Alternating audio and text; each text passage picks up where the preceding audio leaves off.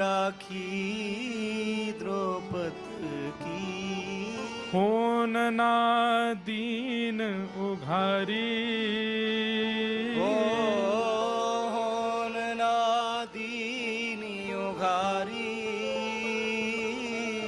खेचत खेचत दो भुज हाके, खेचत खेचत दो भुज थाके, खेचत खेचत दो भुज थाके, खेचत खेचत दो भुज थाके। दुशासन पच भारी, चीर बढ़ायो मुरारी। मोरी लाज रखो गिरधारी, मोरी लाज रखो गिरधारी। सूरदास की लाज रखो प्रभु, सूरदास की लाज रखो प्रभु। अब को है रखवारी, अब को है रखवारी। राधे। इस पद की एक बहुत विशेष बात है। शुरुआत से लेकर के अंतिम प्रथम पंक्ति तक सूरदास जी ठाकुर जी से प्रार्थना कर रहे हैं, लेकिन इतने में भी ठाकुर जी ने जब नहीं सुना तो अंतिम पंक्ति में सूरदास जी ने ठाकुर जी से बोलना बंद कर दिया और क्या गाने लगे? राधे राधे सुमिरो प्यारे, राधे राधे सुमिरो प्यारे। श्री हरिदास दुलारी, मैं शरण पड़ो हूँ तुम्हारी। मोरी लाज रखो गिरधारी, मोरी लाज रखो गिरधारी। सूरदास जी कह रहे हैं कि भैया ये नाए सुन रहे, किशोरी जी की शरण में जाओ। हमारे व्रज में एक और सूरदास हुए, उन्होंने ठाकुर जी का खूब भजन किया, तो ठाकुर जी प्रकट हो गए और प्रकट होकर के बोले, अब मैं तुम्हारे सामने आ गया हूं बाबा, अब भजन करना बंद कर दो, अब मैं आ गया हूं, मेरे चरणन में प्रणाम कर ले। तो सूरदास जी बोले, आप अकेले क्यों आए हो? किशोरी जी को संग लेकर के क्यों नहीं आए? ठाकुर जी बोले, तुम तो अंधे हो, तुमको कैसे पता कि मेरे साथ किशोरी जी नहीं आई? बोले, मैं अभी तक भी अंधा ही हूं, इसलिए यह प्रमाण होता है कि अकेले आप आए हो। किशोरी जी आई होती तो आते ही आंख दे दी होती उन्होंने। किशोरी जी इतनी देर अंधा नहीं रहने देती मुझे। तो ठाकुर जी बोले, अच्छा, तो फिर लगी शर्त, अभी किशोरी जी को बुलाऊं, अगर उनने आकर के बिना पूछे आंख नहीं दी तो बाबा तू हार जाएगा, फिर जो कहूंगा सो करना पड़ेगा। सूरदास जो थे वो बोले, तो लगी शर्त ठाकुर जी, किशोरी जी को बुलाओ। और उनने आते ही बिना बात किए, बिना कछु पूछे यदि नेत्र दे दिए और आप हार गए तो आपको भी मेरी बात माननी पड़ेगी। बोले, कहा, जीवन भर मेरे नेत्रन के आगे रहना पड़ेगा। ठाकुर जी बोले, ठीक है, शर्त लगी। तुरंत किशोरी जी को आह्वान की हो, राधे राधे करुणामयी कृष्ण प्यारी, मेरी सुधली जो श्री वृषभानु दुलारी, मेरी सुधली जो श्री वृषभानु। इतने में ही तप्त कांचन गौरांगी श्री राधे वृंदावनेश्वरी प्रकट हो गई। और जैसे ही किशोरी जी प्रकट हुई, प्रकट होकर के नेत्र खोल करके देखा श्याम सुंदर खड़े हैं और बगल में एक बाबा है जिसके नेत्रों में पुतली नहीं है, मतलब अंधा है। कि ठाकुर जी बोले, और श्यामाजू आप कहां ते आई हो इतना विलंब लगाए के? किशोर जी बोली, बाद में बात करेंगे। बाबा के नेत्रों पे हाथ फेर करके तुरंत नेत्र प्रदान किए, और नेत्र मिलते ही जैसे ही बाबा के नेत्र प्रकट हुए, अरे सीधे वाके नेत्र प्रदान कर दिए। किशोरी जी बोली, मुंह पे दूसरे को कष्ट देखो ना जावे। ऐसी हमारी प्रिया जी। आहा। जैसे ही नरसिंह मेहता ने ठाकुर जी से कहा कि नाथ, अब मुझे चिंता नहीं है कि मेरे पुत्र की बारात कैसी हो, लेकिन इतना कुछ लिख करके भेजा है, किसी और की मान की बात है, मेरे मान की बात नहीं है। वंशीधर मेहता जिसकी पुत्री से मेरी मदन राय मेहता जिसकी पुत्री से मेरे बेटे का ब्याह, उसकी मान की बात है। नाथ, मुंह पे तो कोई व्यवस्था है नहीं, मैं तो घोड़ी लाने की लायक भी नहीं हूं, आप ही आकर के कोई व्यवस्था करो। इतने में ही ठाकुर जी रुक्मणी जी से बोले, रुक्मणी जी आप द्वारिका की रक्षा करो, मैं जाऊं। रुक्मणी जी बोले, ये क्या लगा रखा है आपने, रोज रोज ये नरसिंह मेहता के पास चले जाते हो, कभी सांवरिया सेठ बन के चले जाते हो, कभी नरसिंह मेहता बन के उसके पिताजी का श्राद्ध करने चले जाते हो, कभी कुछ रूप में कभी कुछ रूप में। ठाकुर जी बोले, भक्त बुलाएंगे तो जाना। बोले, मैं इसलिए नहीं कह रही हूं कि आप जाओ मत, अकेले क्यों जाते हो, हमको भी ले चलो, हम भी चलेंगे, हम भी नरसिंह मेहता। अरे अरे वाह वाह रुक्मणी जी, आपने तो मेरे मन की बात की, चलो। बोले, करना क्या है? बोले, यजमान बन के जाएंगे। नरसिंह मेहता जी का कहीं प्रवचन सुना था, तब से नरसिंह मेहता जी के शिष्य हो गए हैं, ऐसी भावना से मैं और आप जाएंगे और जाकर के नरसिंह मेहता जी के पुत्र की बारात सुंदर करेंगे। यहां रुक्मणी जी और ठाकुर जी संपूर्ण द्वारिका के लोगों को जगाया, सबसे कहा महंगे वाले वस्त्र पहन करके आओ, गले में हार पहन के आओ, अपने घर में जितने घोड़े हैं हाथी हैं सबको लेकर के चलो। बोले, कहां जाना है? बोले, हमारे एक परम मित्र हैं, वहां द्वारिका में सबको बता दिया, हमारे मित्र हैं, उनके बेटे की बारात सजाने जाना है। और महाराज द्वारिका के समस्त यदुवंशी, लाखों की तादाद में घोड़े, लाखों की तादाद में हाथी, और सुंदर सब लोग अपने अपने आभूषण पहन करके बच्चों को तैयार, किसी को नहीं पता किसकी बारात में जा रहे हैं, सब सज के जा रहे हैं। ठाकुर जी ने कहा है जाना है। और तभी महाराज जूनागढ़ में हल्ला होने लगा, अरे कौन आ रहे हैं, कौन आ रहे हैं, अरे ऐसे हाथी, ऐसे घोड़े, ऐसी सुंदर चाल, ऐसी सुंदर बात।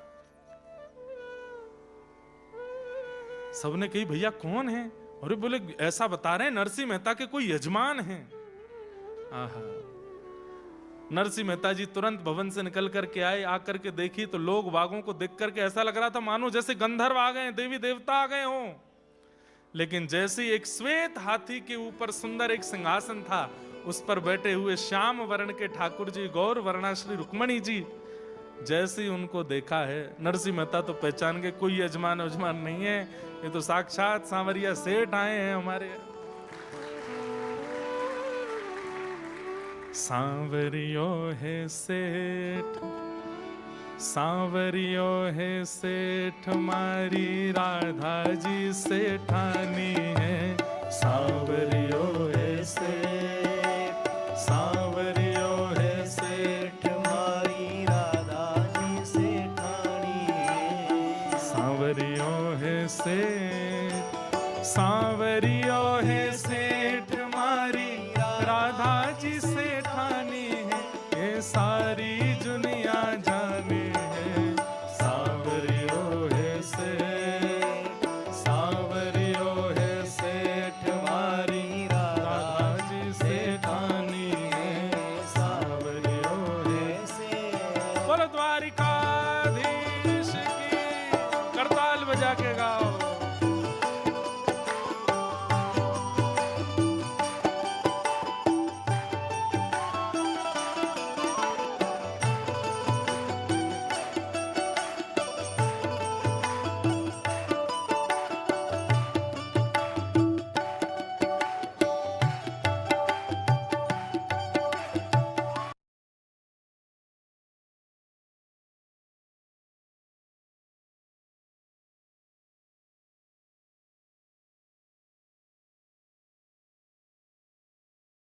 सेठ मारी राधा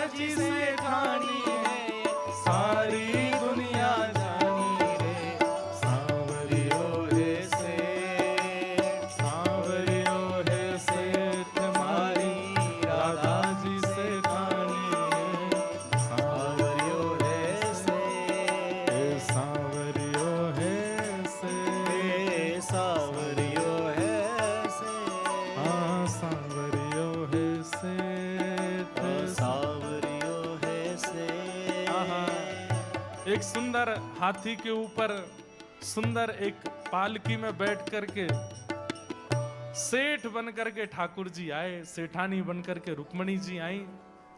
आकर के सीधे नरसिंह मेहता तो नेत्रों से आंसू, ठाकुर जी इशारा किए, बिल्कुल पता नहीं लगना चाहिए किसी को कि मैं कौन हूं, नाटक में रहो। ठाकुर जी ने आकर के तुरंत चरण पकड़े, जय हो हमारे नरसिंह गुरु जी, कैसे हो आप? नरसिंह मेहता बोले बस सब कृपा है ठाकुर जी की। नरसिंह मेहता जी की पत्नी बोली कौन है?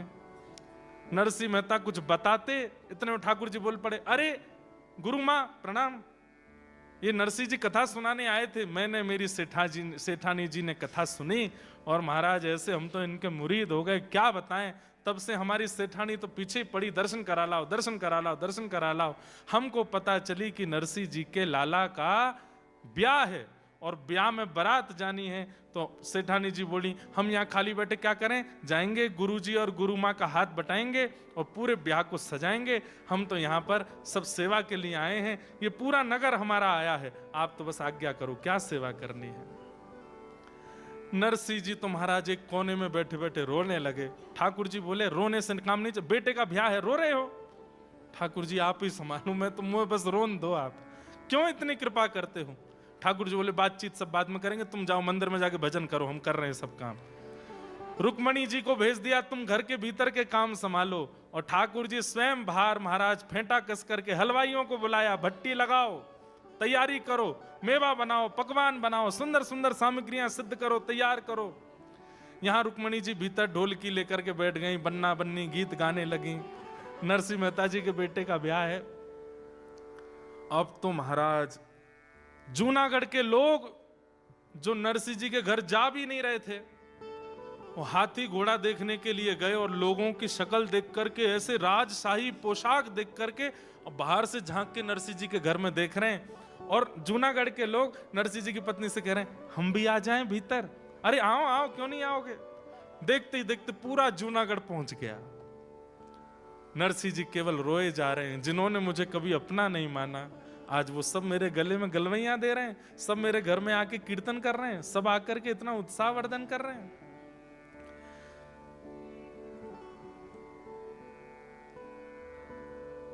सामलदास, ठाकुर जी ने ढूंढा कहां है सामलदास, दूल्हा कहां है? पता चली वो भी दूसरे मंदिर में कहीं रो रहा है। ठाकुर जी गए, ए भाई सामलदास काय को रो रहे हो? आप कौन? बोले हम तुम्हारे पिताजी के श्रोता हैं। अच्छा चलो आओ, तुम्हारा ब्याह है, घोड़ी पे बैठना है। मेरा तो मन नहीं, पिताजी ने क्यों? अबे मन तो किसी का नहीं होता, लेकिन करना तो पड़ता है, चलो। ठाकुर जी लेकर के गए। ठाकुर जी ने श्यामलदास को नवाया, संग में अपने सब सखा लगाए द्वारिका के, सुंदर इत्र लगाया, धोती अपने हाथ से पहनाई, दुल्हा को तैयार कर रहे हैं, सुंदर पोशाक पहनाई, तिलक स्वरूप पत्रावली ठाकुर जी अपने हाथ से श्यामलदास के पत्रावली कर रहे हैं, सिर पर पाग पहनाई, सिरपेज पहनाया, जैसे ही एक मोर पिछ लगाया, आहा ऐसा लगा कि ठाकुर जी के पुत्र अनिरुद्ध हों, इतना सुंदर। ठाकुर जी बोले मैं दिखा तो दूं जरा उस मेहता को, मेरे नरसी के लिए कह रहा है कि वो ताल कूटा मेरी बेटी से, अपने बेटे का ब्याह करे। अब देख तेरी बेटी फीकी लगेगी मेरे नरसी के बेटे के आगे। अब देखो कैसी बारात, सुंदर घोड़ी लेकर के आए। महाराज नाल नहीं थी, घोड़ों के पैरों में नाल होती है ना, नाल की जगह सोने मड़े हुए हैं। श्यामलदास जी का पुत्र बैठाया गया और महाराज हाथी घोड़ा लेकर के बैंड बाजे सब बज रहे हैं। बैंड बाजे कौन बजा रहे हैं? इंद्र बजा रहे हैं। इंद्र कहीं पर कोई करताल बजा रहे हैं, नारद जी वीणा बजा रहे हैं, सरस्वती जी वीणा बजा रही हैं। सब रूप बदल बदल करके आए हैं और ऐसी बारात की महाराज देखते बनती है। यहां वो ब्राह्मण बोला,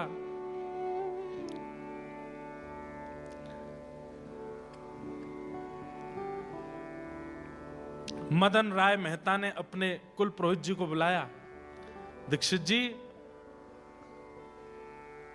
कल अक्षय तृतीया है और कल बारात आनी है, मुझे दूर दूर तक कोई आश्चर्य तो लग नहीं रहा है कि बारात आने वाली होगी। मेरी तो नाक कटने वाली है, मेरे इतने रिश्तेदार आ रहे हैं, इतने नातेदार आ रहे हैं, इतना बड़ा मैंने मंडप बनवाया, इतने लोगों की भोजन की व्यवस्था की है, इतना सब कुछ किया है, कहीं ऐसा ना हो कि ये नरसिंह मेहता पुरानी टूटी किसी बैलगाड़ी में अपनी बारात लेकर के आ जाए। थोड़ी व्यवस्था संभलवाए आओ, मैं कुछ कुछ आपको धन द्रव्य दे के भेज रहा हूं, आप जाकर के नरसिंह मेहता से कह दो अच्छी व्यवस्था, अच्छी पोशाक पहन करके आवे, देख तो आओ बारात कैसी। दीक्षित जी बोले ठीक है जाता हूं। ये तो निकले जूनागढ़ की ओर, तब देखे तो थोड़ी दूर जाते ही महाराज वहां तो बैंड बाजे बज रहे हैं, खूब जोर जोर से उछल उछल करके बड़े देव जैसे दिखने वाले, गंधर्व जैसे दिखने वाले लोग नृत्य कर रहे हैं। दीक्षित जी को भी लगा ये तो कोई बड़े धनी मानी की बारात होगी, नरसिंह की कहां होगी। निकलने लगे बीच में से, बोले भैया मुझे चलते चलते 2 घंटा हो गए, ये बारात पूरी नहीं हो रही है, किसकी बारात है? एक से पूछा भाई कौन की बारात है? इतना पूरा रोड घेर करके चल रहे हैं, इतनी जोर जोर से नाच रहे हैं और इतने सुंदर सुंदर सब लग रहे हैं, किसकी बारात है? बोले नरसिंह जी की बारात है। दूसरा बोला नरसिंह जी नहीं, नरसिंह जी के बेटे की बारात है। तो दीक्षित जी एक बार तो सोचे, नरसिंह? बोले हाँ। अच्छा कोई सेठ नरसिंह होगा, उसके बेटे की बारात। अपना नरसिंह तो ऐसा नहीं हो सकता, उसके तो बेटे की घोड़ी ऐसी होगी जैसे बिल्कुल अंतिम क्षण चल रहा हो। श्यामल दास की बारात पूरी होते ही घोड़ी परम पद को प्राप्त होगी, वो तो ऐसी बारात होगी, वो ऐसी कहां हो सकती है? कौन नरसिंह है? कहां का नरसिंह? बोले जूनागढ़ के हैं नरसिंह। जूनागढ़ में एक और कोई होगा नरसिंह। बोले पूरा नाम क्या है? बोले नरसिंह मेहता। बोले नरसिंह मेहता? उसके बेटे का नाम श्यामल दास है क्या? बोले हाँ हाँ वही श्यामल दास। बोले वो तालकूटा नरसिंह मेहता? बोले हाँ हाँ वही जो कीर्तन करते हैं। बोले उसके बेटे की बारात है? बोले हाँ जी हम उसी बारात में आए। वो तुम क्या लगते हो उनके बेटे के? बोले ये नहीं पता लगते क्या, हम तो बस आए हैं, हम तो बस आए हैं, हमारे सेठ जी ने हमको आज्ञा की कि चलना है तो हम तो बस आए हैं। दीक्षित जी बोले पहले तो लग रहा था कि वहां की व्यवस्था जाके मैं नरसिंह मेहता को बता दूं कि भाई मां इतनी व्यवस्था है, थोड़े उसके हिसाब से आना। अब लगता है उल्टा करना पड़ेगा, ये व्यवस्था उसको बतानी पड़ेगी। एक पहाड़ी के ऊपर चढ़ के थोड़ी दूर तक तो दीक्षित जी देखते रहे कैसी बारात, और बारात देख करके, घोड़े देख करके, हाथी देख करके, और दूर चले आ रहे नरसिंह मेहता के पुत्र श्यामल दास को देख करके तो दीक्षित जी मोहित हो गए। कितने सुंदर, बिल्कुल ठाकुर जी के पुत्र अनिरुद्ध की तरह लग रहे हैं, ठाकुर जी के पुत्र अनिरुद्ध की तरह लग रहे हैं।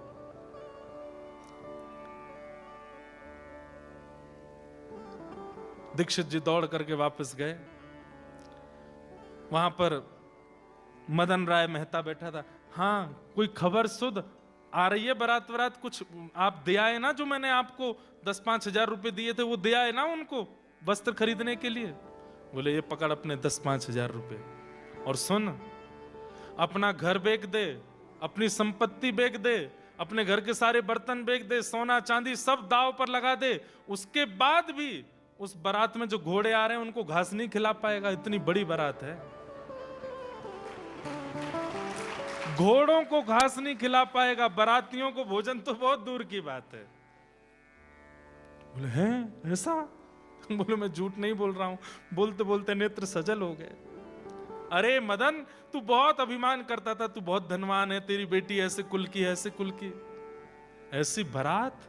अरे मुझे तो लगता है कौंडन्यपुर कृष्ण भी ऐसी बारात नहीं लेकर के गए होंगे जैसी बारात नरसिंह मेहता के पुत्र की आ रही है।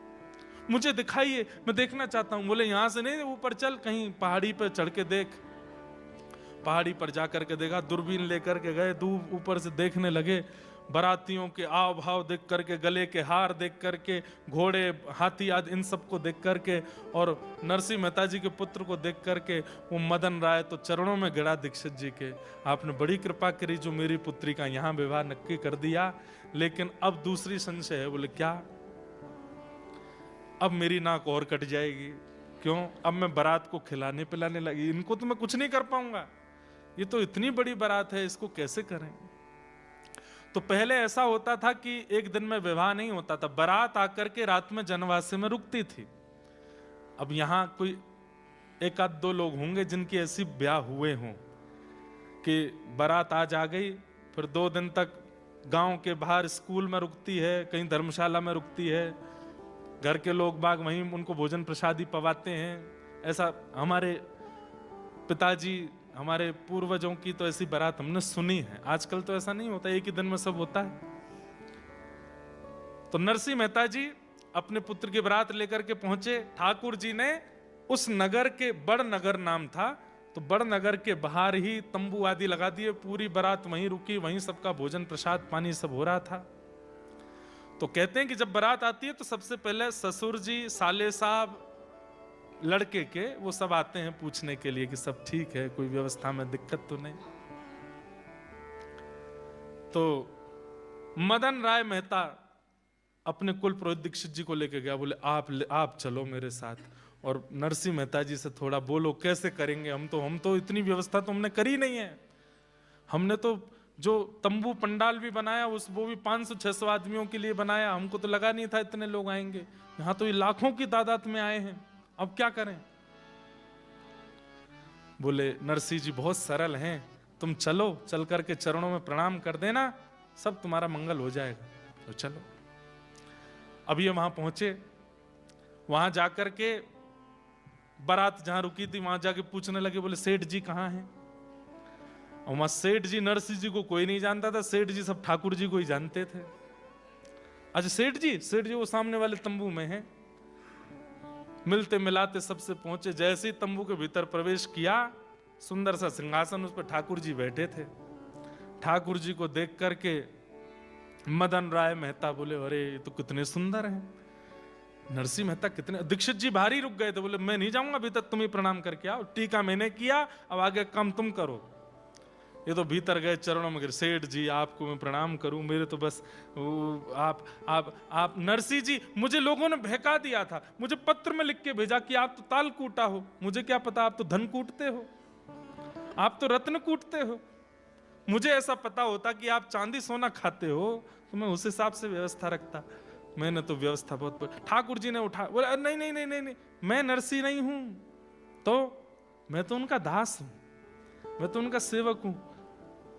मदन राय मेहता बोले ये तो और मरने हो गए, जब ये सेठ ऐसा है, दास ऐसा है, नरसिंह कैसे होंगे। क्या हुआ, आधी रात में ही मदन राय मेहता अपनी पुत्री को हाथ जोड़ करके, लाली मैं बहुत दुर्भाग्यशाली हूं, मैं तेरा ब्याह नहीं कर पाऊंगा।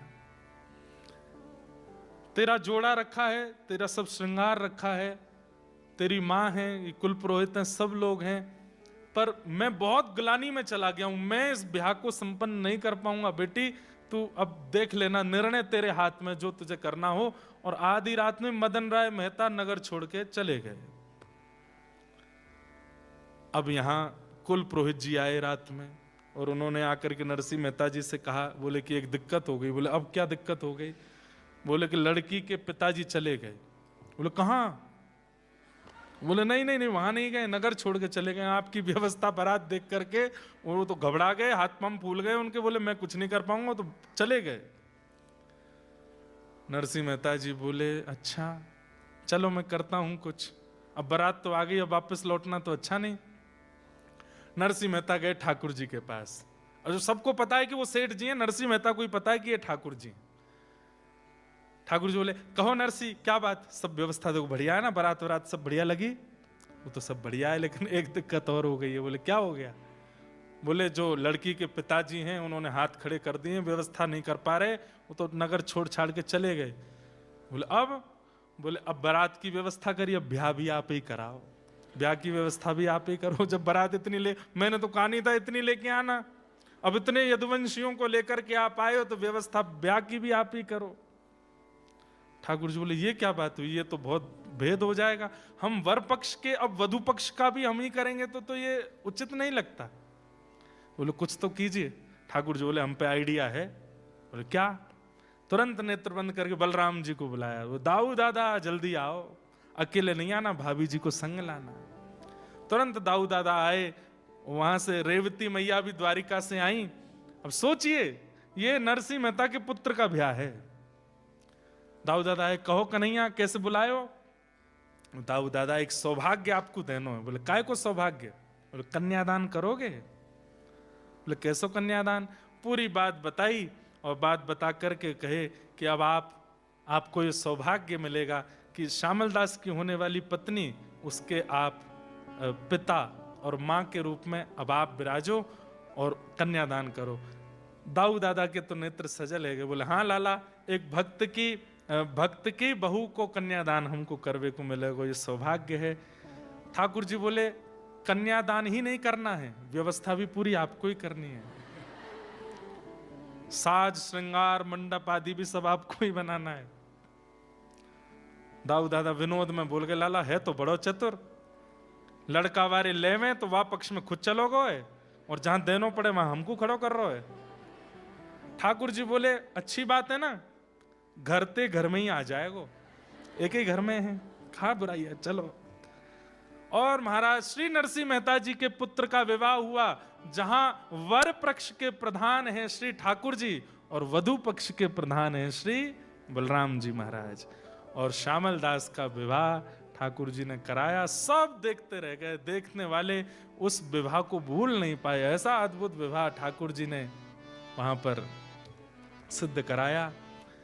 विदाई के समय रुक्मणी आदि वैसे ही रो रही हैं जैसे घर की कन्याएं रोती हैं, घर की माताएं रोती हैं। ऐसा विवाह हुआ। पूरे विवाह में एक एक व्यवस्था ठाकुर जी ने और श्री दाऊ दादा ने संभाली और श्यामल दास का विवाह करके लाए। उसकी बहू को लेकर के जूनागढ़ में विराजमान करके और सब द्वारिका को प्रस्थान कर गए। बोलो भक्त वत्सल भगवान की। और सब नरसिंह मेहता से कहते रह गए, बोलो भैया ऐसो यजमान कहाँ से लाए हो, इतना बढ़िया यजमान कहाँ से लाए? नरसिंह मेहता बोले क्या बताएं, ये कौन, मैं अपने मन की कैसे बताऊं कि ये यजमान थे कि ठाकुर जी थे? ये तो साक्षात ठाकुर जी हैं। द्वारिका नो नाथ मारो राजा रण छोड़ छे, इन मन मा